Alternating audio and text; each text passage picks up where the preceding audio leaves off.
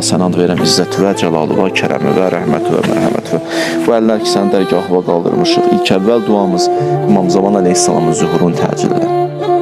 Allah bağışlamamış bizi bu dünyadan aparma. İmanla yaşayıb, təqva ilə bu dünyadan köçməyi bizə nəsib elə. İlah, o kəslər ki, bizlərdən dua istəyiblər, o qardaşlarım, bacılarımın dualarını qəbul elə. Ekran qarşısına əyləşənlər var.